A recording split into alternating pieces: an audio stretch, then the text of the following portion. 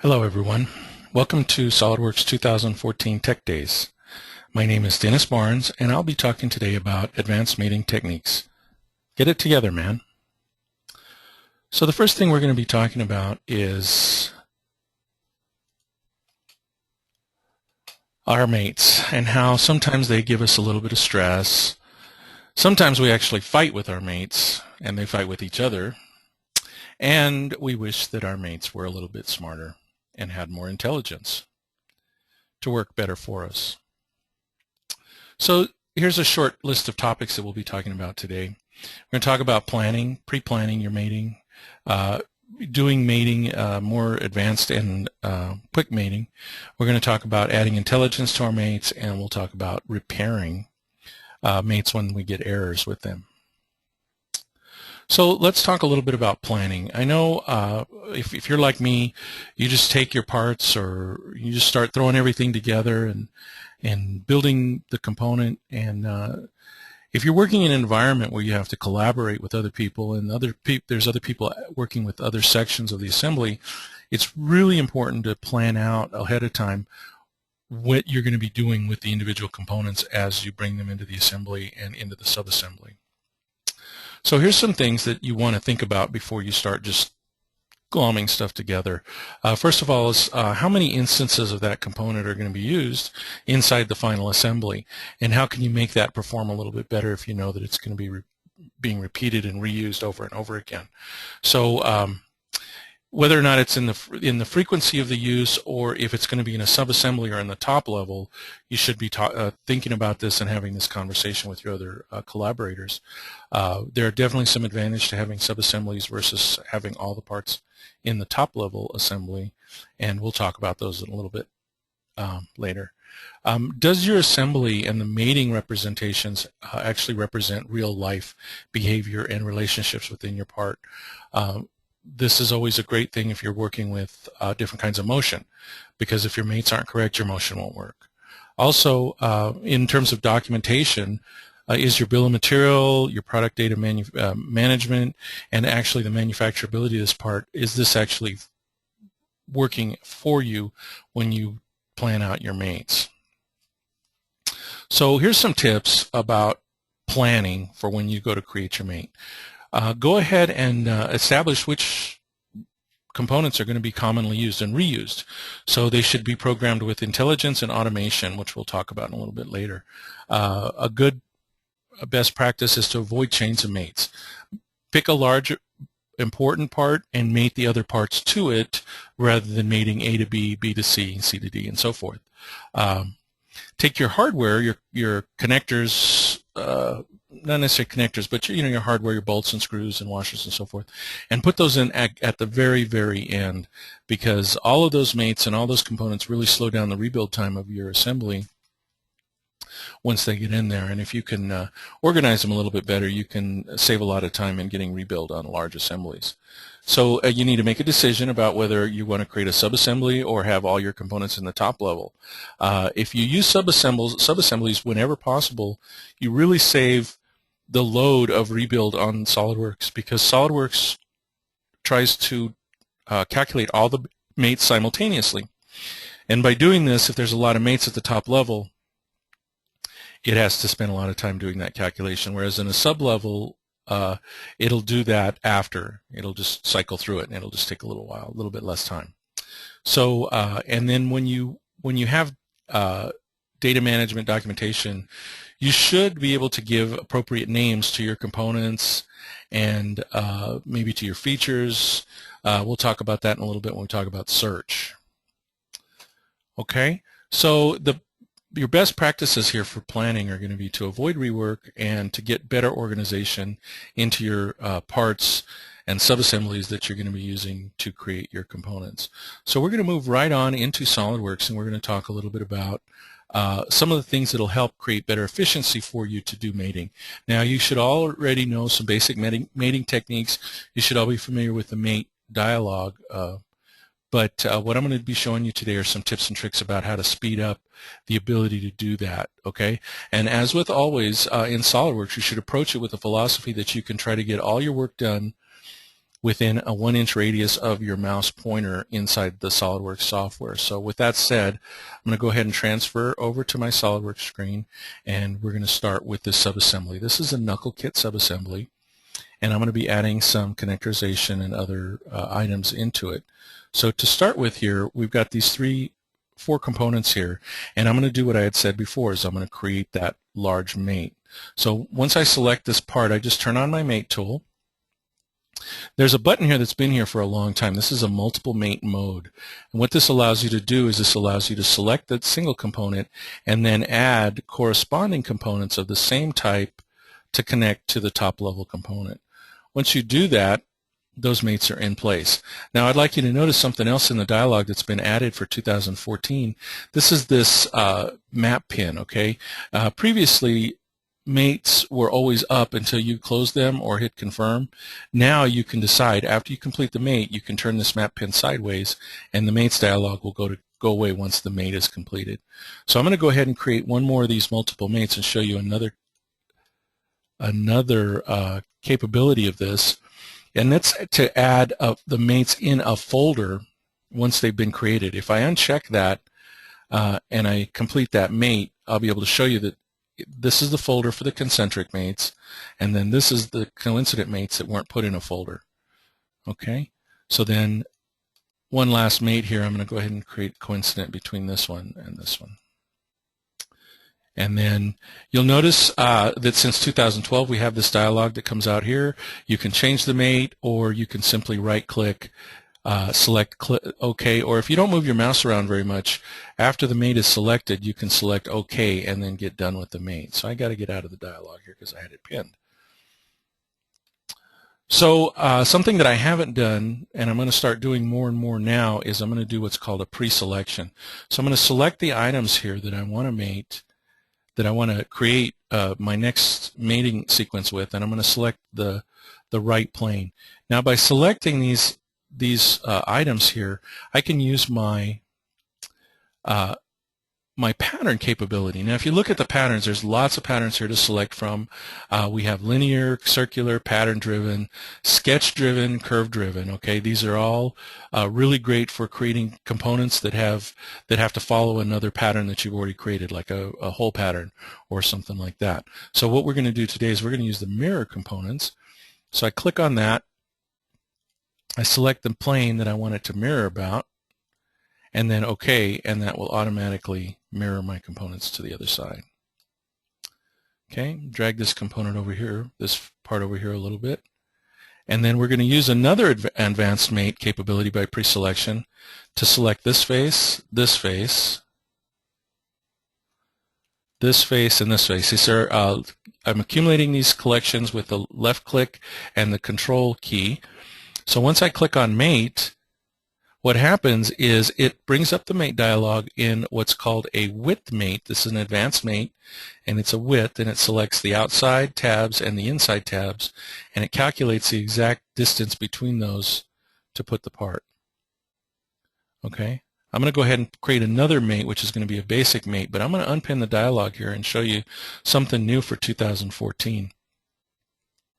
If I click on this circular surface and I click on this circular surface, as soon as I release the control key, I have this pop-up dialog here.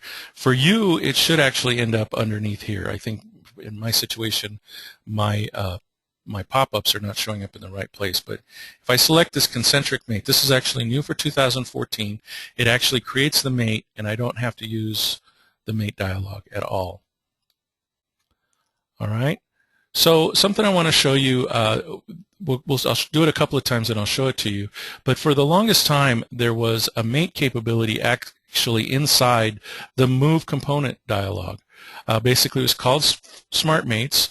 Once you clicked on Smart Mates, the way it worked was if you double clicked on a part and then clicked on the next part, the mate would just automatically happen, and then all you'd have to do is confirm it. So for 2014, what they've done is they've taken that button that's inside the Move Component dialog, and they've actually put it out in a place where you can have it on your command manager. So if you select that, it does the same thing. It opens it, double-click, and single-click, and it creates that mate for you. Okay? So Something else that happens with smart mates is there's actually a hotkey sequence for smart mates. So I can actually take and hold down the Alt key, and when I select the cylindrical surface, SolidWorks will actually produce that mate automatically for me. And this can be done in any number of fashions. So let's say I needed to create a couple of mates with this part. What I probably want to do is use my left mouse button, hold it down, rotate my part around so that I could see what I wanted to mate it with, and grab a hold of an edge here, and then do that Alt drag again so that I get a different little kind of icon there. You see that's a peg and a hole. That's what it's called, a peg and hole icon. What happens is when you create that mate, it actually creates two mates inside the dialog there, that concentric mate and the coincidence mate for that part. Okay. So I want to show you something in the search dialog here. Now, since 2012, SolidWorks has added quite a few items here to the search dialog. We can search help, the knowledge base, the community forum, the commands, or we can actually search for files and models. Now, if we set up a search path inside of our files and models area, we can use that to search for our parts. Now, our parts are the search factor already not just searches the name of the file, it actually searches within the metadata. So names of features, other metadata that's in there might come up. So this name here for WearPlay is probably not that great, because I should probably use something that's more unique so I don't get so many hits here. This is okay because I'm working with a small library. But when I bring that WearPlate in there, you'll notice that it just automatically snaps right to the place that it needs to for that particular mate with that that bearing, or that bushing, I should say. Another thing that's going to save you some time is if you actually have your parts inside libraries. So if you look at the library here, I actually have that bearing in here, and I have a grease fitting that I can drag out and drop right onto my assembly there. Now, the beautiful thing about this grease fitting in the library is I have the ability to create other instances of it. I can mate it in other places on my assembly. If I hit escape, you'll see that this fitting is now in here. It's fully mated, with the exception of the ability to spin. All of our components have this natural rotation capability, and if you wanted to, you could add those mates to force them to be steady. And the only reason for doing that would, for number one, just to increase overhead inside SolidWorks, but if you had a particular position you needed to have the part in. Now in this situation, we can take this component, select the concentric mate for that component, and actually right-click and lock the rotation for that component right here. This is new for 2014. It changes the icon a little bit so you can see that. And if I wanted to, well, that component isn't locked. So I locked the rotation for that component, but it's still rotating because all the other components are still loose.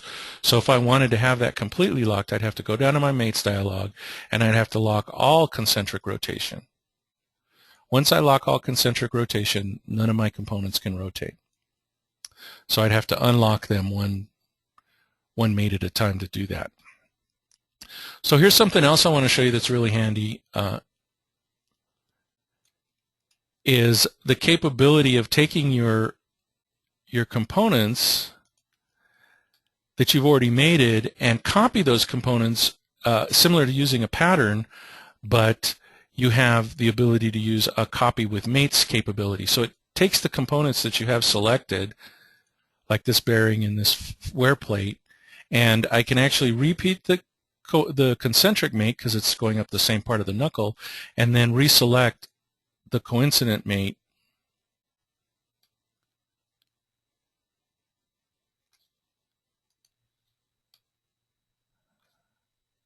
to have those components mate like that. Let me try that one more time. Copy with mates, repeat, coincidence, See, it's looking for that coincident mate with the bushing there.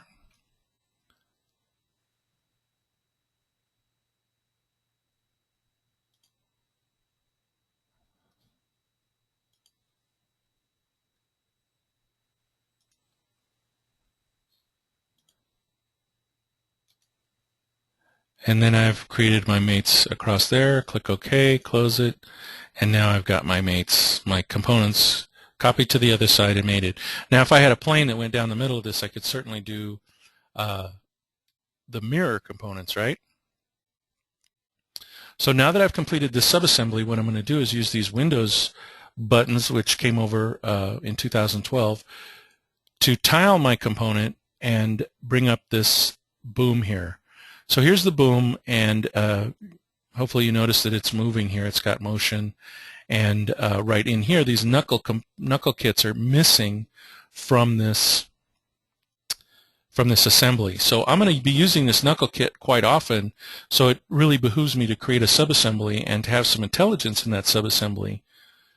And I'll talk to you about that in a bit. So I just take so if I just wanted the individual components to come in here, I could actually drag them from my assembly and just drop them right into my assembly. Okay, this is really handy if you have older assemblies that you want to reuse the parts from. You can just borrow them, copy them over, and reuse them. In this case, I want the entire subassembly, so I just come over here and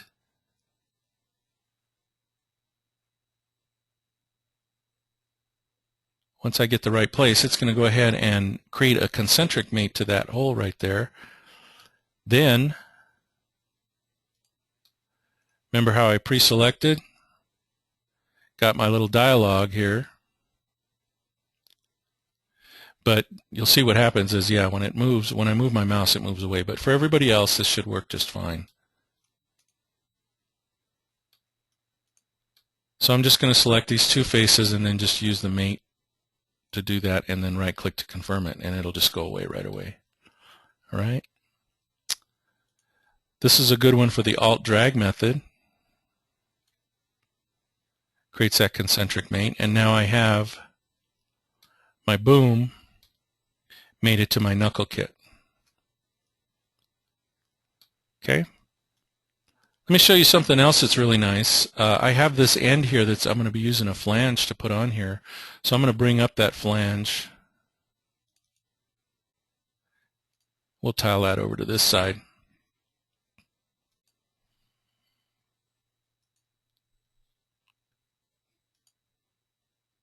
Tile this over to here. And what I'm going to do here is I'm just going to grab that edge of that flange and I'm going to drag it and drop it onto here.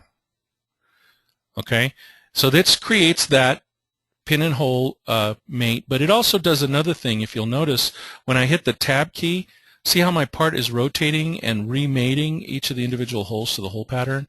So if you have a component that has a hole pattern, SolidWorks will read the hole pattern and it will do the rotation for you. And once you get it set, it will create the mates. In this case, it actually created 3 mates. So if I look at my mate dialogues, down at the bottom, I'll see there's a mate. That's the coincident mate. There's the concentric mate to the hole pattern, and then there's the concentric mate to the other flange. Now this part is not able to move round and round anymore because it's been mated to that hole pattern. The important thing about this particular mate and this hole pattern capability is if you have a large assembly, you have to make sure that the assembly is resolved. If you have lightweight components, the only thing that will happen when you use the tab key is that the part will flip back and forth. So it's important to have your components resolved when you're creating these mates. Okay, so let me get back to, we're going to go ahead and close these. Get back to our slide presentation and do a little quick recap. So we've talked about how to quickly create the mates and how easy it is to use them with all these capabilities, with the smart mates, with the alt drag, with the little mate dialog that comes up, pop up in the middle of your screen there, or underneath your other context mates. So this should help you move quite a bit faster when you're creating your mates. So moving on here, we're going to talk about adding intelligence. So the way to add intelligence is if you're using a part over and over again, then you want it to do the same thing for you over and over again. So we talked earlier about using mate references or having the mate pre-created when the part came in. Let's call it a mate reference, and I'm going to show you how to do that here in just a minute. In this situation, when we brought the bearing in, I don't know if you guys noticed it, but there was some overlap, some interference between the bearing and the knuckle. So what happened was we brought it in and we had that interference. So now to create our intelligence, we're going to actually create the feature that will help avoid that interference when we bring the part in. So let's go ahead and get moving over to that. We'll go to SolidWorks here.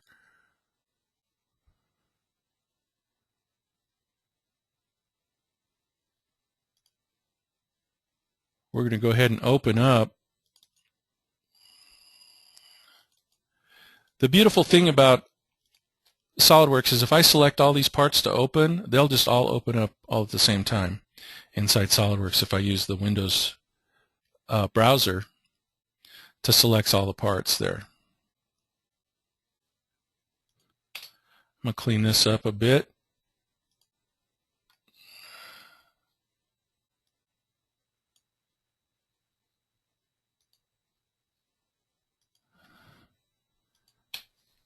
The files that you all receive will not have this information in them, so you won't have to undo this stuff. Okay, so the way this works is I have my bearing, which is right here.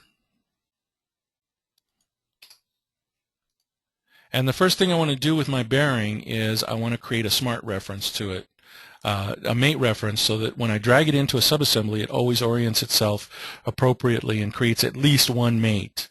Okay? So but to do that, I go to my features, and in my reference geometry in the list there, if you've seen this, you may not know what it's for. This is called a mate reference. And what this allows you to do is set up a predetermined mating capability for your part.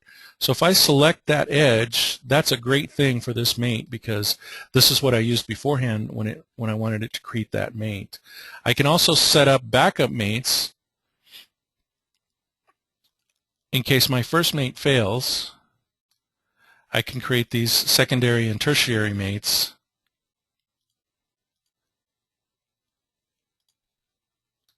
In case it fails. So if you'll notice on the top of this, there's a reference name. Right now I'm not going to put a name on my reference. This name is used only when you have components that are actually mating to the same type of component or the same component that's the same reference name. So this is not used, we're not going to use it in this assembly, but this is used in routing. In case you have two connectors that mate together, that's a great place to put a name because you have a connector male, connector female. The connector will match up and always you won't have to worry about it. So mostly you're not going to put a name here, but if you do need to, you can put that in there. So there's my mate references, and there's the feature for the mate references, okay? So the next thing I want to do is I'm going to create a part that looks like the part that I'm going to be putting my bushing in, or my bearing. This looks a lot like the knuckle kit, the area of the knuckle kit where we're going to be putting the part. It's cylindrical, it's got a flat surface, so this is going to work really well. You should always use a dummy part. Don't use the regular in-context references, because then what will happen is SolidWorks will look for those references, and you don't really want that to happen if you're using it in multiple locations. So I've created an assembly here that has the dummy part in it. It's my dummy assembly, okay? And I'm going to take my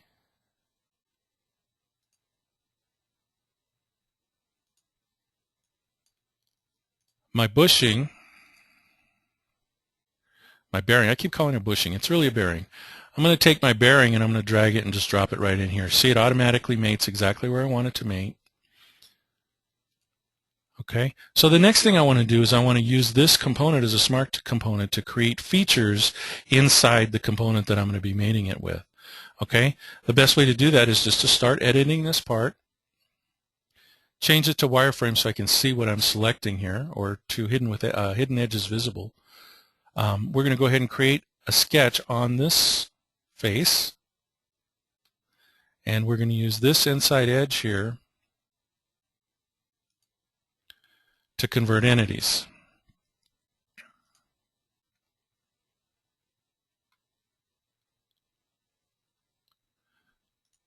So there's the circle there for my convert entities. All right, and the next thing I want to do is an extrude. Well, I'm going to go ahead and use my mouse gestures. You'll notice the mouse gestures here. This is since 2013, actually 2012. I'm sorry. You can customize these. I have 8 of them. When you move your mouse over one of the buttons, it automatically moves over that button. Okay. So I have the sketch selected. I have these buttons here now. I was going to show you the shortcut. I can go straight to the shortcut menu here to create my features, but I also have them here. So if I select a cut, I can then select my end condition by right-clicking up to surface. And the next thing I want to do is I need to get in there. I can't select an edge. I need to select a surface. So I change my view back to solid with edges, and then I use something called select other. This is a right click on any surface, select other. What happens is the first surface that you select will actually become transparent. And then as you right click on other surfaces, you can drill down and create transparency in any of those until you get to the one that you want. So once I click that one,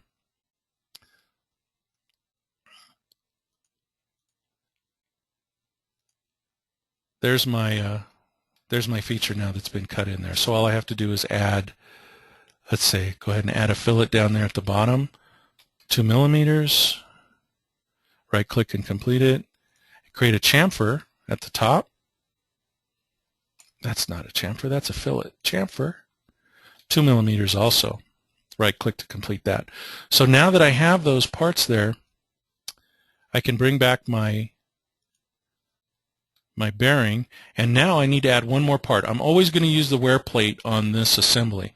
So I get out of editing the assembly, I bring up that wear plate there and drag it out, drop it. You notice it didn't mate exactly right the first time when I brought it in.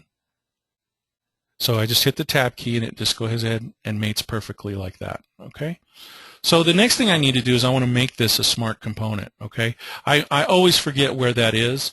So I'm going to go ahead and use the search dialog. Remember I said the search had command search?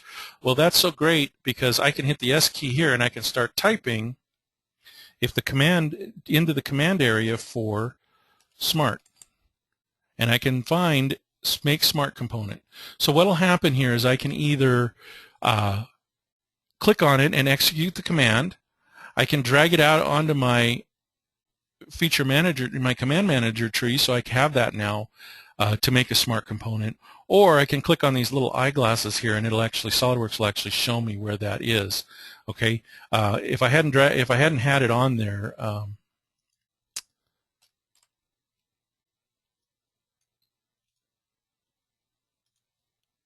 If I hadn't had it on there, what would have happened is it would have showed me where it was in the menu. So by taking it off the command manager, oh, that's Smart Mates, right? Wrong. Smart Component. So it's going to go to the tools, and then it's going to go to Make Smart Component. I don't know why it went to add-ins, but Make Smart Component is where it should be. So once we click on that, we select the component that we want to make smart. We select any additional components that we want. Then we need to go to the part and select the features that we want. Oh, once you click in the features area, it hides the 2 components that you had there. So you click on the feature, there's the cut, there's the chamfer, there's the fillet. Now something else that you can do is if you want to auto size this, if you had multiple configurations of this bushing, the bearing I should say, gosh I keep getting it screwed up, is you can click on this diameter button, and what will happen is you select the outside concentric and then you create a table that has the different configurations and then the minimum or maximum diameter that will allow that to auto size. and drop right in there into the appropriate size. It'll also create the appropriate configuration for the wear plate too. This is already set up inside the toolbox, so you've seen this happen before already if you use any toolbox components.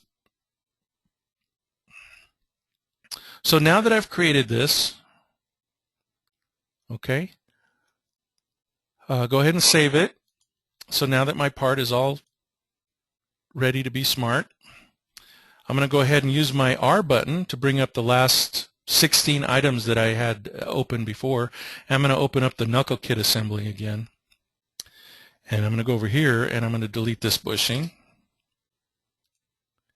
And I'm going to use the bushing that I created inside my Adding Intelligence folder. So this is that flange bushing. I'll just drag it, drop it in.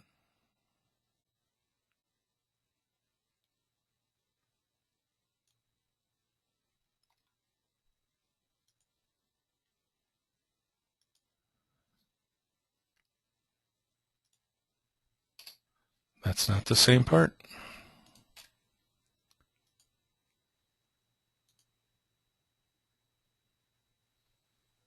I'm going to do a quick save as to put this in the right place, because I think what happened was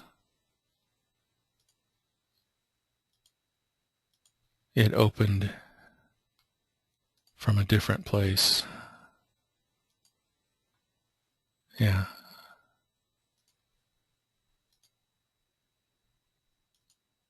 So there's my mate references and there's my smart feature. All I need to do now is just drag that in now.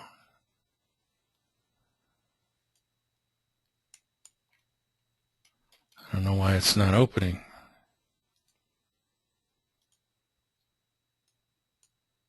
Let me drag it in from over here. There we go. There's the mate. And you'll notice there's a little star right in front of it. If you move your mouse around too much or click on something else, that'll go away sometimes. If not, there it is. It's gone away. To get it back is real easy. You just click on the component in the Feature Manager tree. It has the star next to it, and the star will come up here. So once you activate the Smart feature, it'll bring up a dialog there, and it'll ask you to select the mates that it needs to use to mate this component here and create the rest of the smart component. So you click on the face there, it brought in the wedge, and now I need to decide which of these features I want to put in here. So if I select the cut feature, I can select either the fillet or the chamfer or any of them. Click OK, and now that's complete. And if I hover over it and I hit the Tab key, you'll see that that feature has now been completed. There's the extrude, the cut extrude, and there's the fillet down there at the bottom. Shift Tab will actually bring that part back. You can do this with any of your assemblies.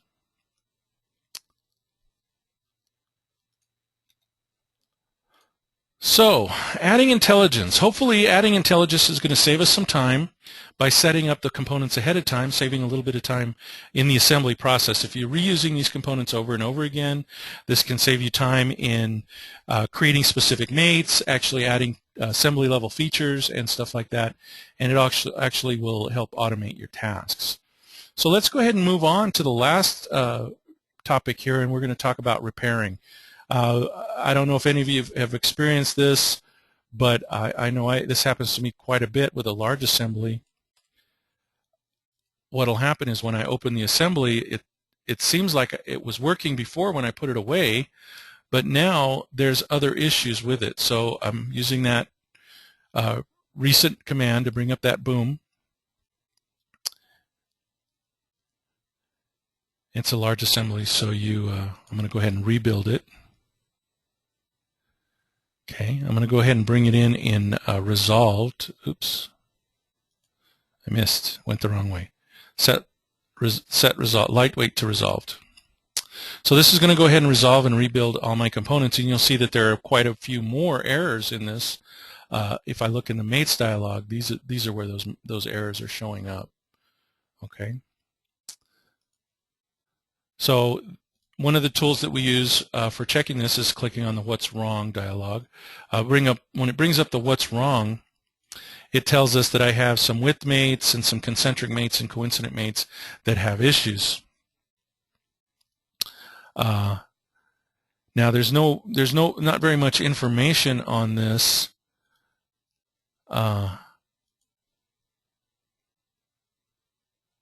But when I reinstate it, it comes up and it tells me that these concentric mates have a measurement here that's off by 5 millimeters. What you'll see typically is anytime that there's a measurement inside this error, that this is some geometry change, it's a geometry issue and not necessarily a mating issue. So another way for us to take a look at this and just kind of narrow this down is to right-click on the Mates dialog, with the Mates folder there, and select Mate Expert. Now what the Mate Expert does is it goes through all the different mate errors and it decides which ones belong together and it groups them for us. So what it's going to do is it's going to diagnose all the mate errors, which are about 12 at this point, and it's going to hide all of the, or shade out all the components that don't have errors and just leave the ones that do have errors. So, okay, so this is happening now. So subset 1 there, you'll see it's highlighted those concentric errors on either side of the boom. And then subset 2 has the width mates there. Okay. So this doesn't really do anything but actually visualize, gives a visualization of the errors. So we still need to go in and edit those and change those, okay? So something that's kind of nice to have here is if you click on a component in assembly and then go over here and select the properties for that component, you'll see all of the mates for that component. Go ahead and do a rebuild.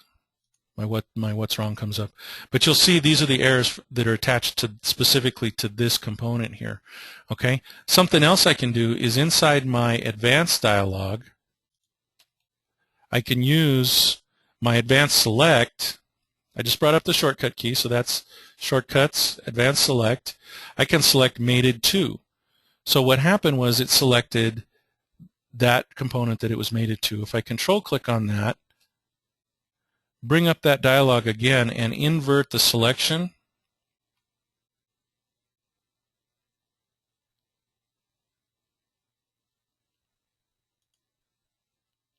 That's a right click. Invert the selection and hide all these components, or actually isolate. My bad. Select it.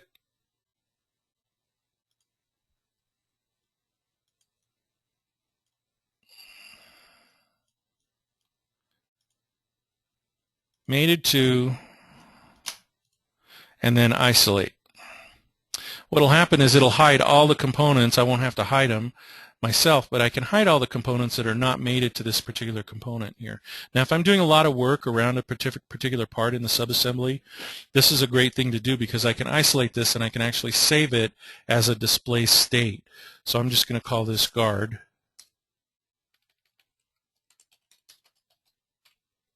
Guard isolate. Okay. Once I exit my isolate here, I still want to go ahead and work around that. I can go ahead and right-click up on these double carets and bring up that isolation as a display state. So the isolate dialog isn't, or the button isn't around anywhere. So the next thing I want to do here to help fix this mate is I want to use my measure tool. Okay. I want to measure from this cylinder to this cylinder. It says that I'm at 300 millimeters.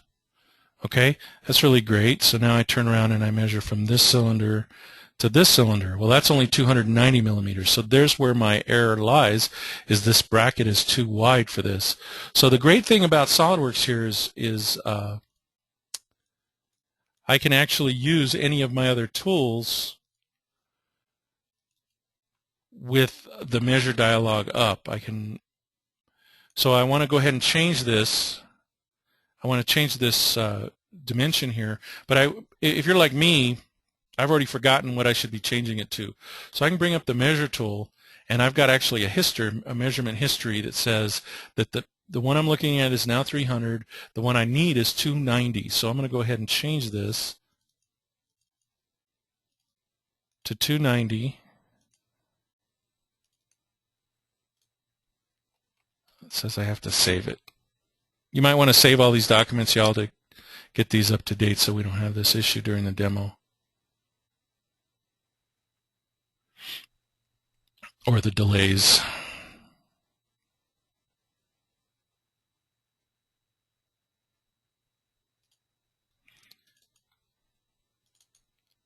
So that was 290.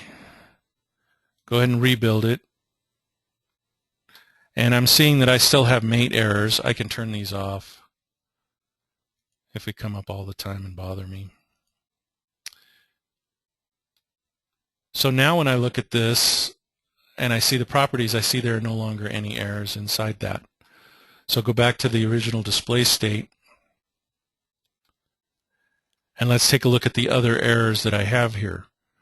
So I notice that inside these subassemblies, this is where these errors lie.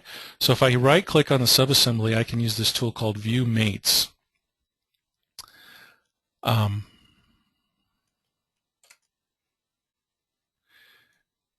it shows me all of my mates. This is not a good selection. I need to select a different one that has a little better view. Let's use this one. Here we go.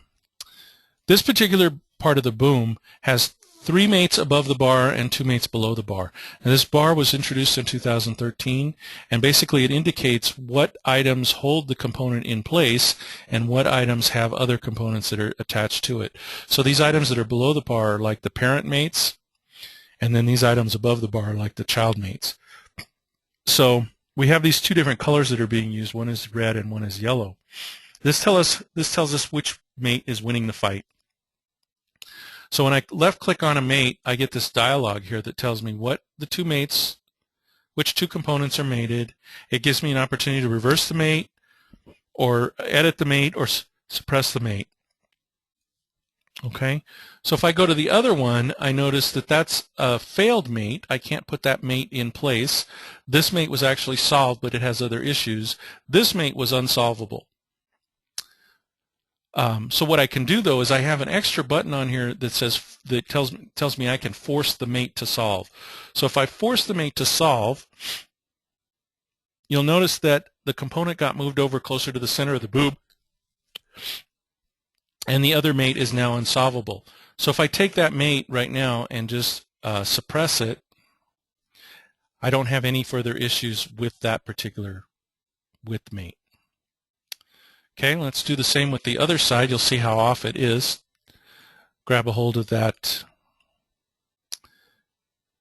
View Mates dialog. We're going to go ahead and force this mate. Let's see if it pops over there. Yeah, that looks good. And then we're going to take this mate right here and suppress it. And there we go. We have our mates in the right place.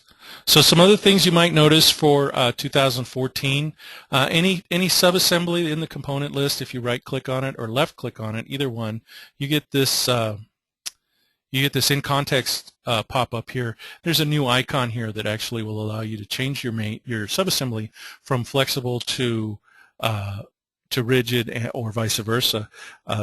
Usually this was something that was controlled inside the properties. If you went to the properties, you'd have to do this, rigid or flexible. New for 2014, you have this button right here which toggles that. Okay. Now sometimes you have a mate that's just out there that didn't solve right, that isn't giving you an error, but it just doesn't look right. Okay. Now what I can do with this part is if I right-click on this part, if I click on this part and bring up the properties here, I see that this coincident mate is giving me a problem, or is it the concentric mate? Well, if I right-click on it, I can actually flip the mate alignment. I don't even have to edit the mate, and it'll get me right back into place for that.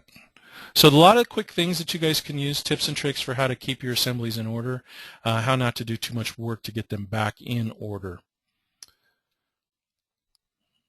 Okay, so let's do a quick little review. We talked about using the repairing to help better visualize our mates and how to make them a little bit more manageable. And then here's a total list of everything we've covered so far in this tech presentation for advanced mating techniques. So hopefully we've done some things today that will help us to give direction to our mates and give us some ideas about how to help moving our mates along and making them better, and hopefully we can love our mates. Thank you very much. Good luck with this, you guys. If you have any questions, give me a call.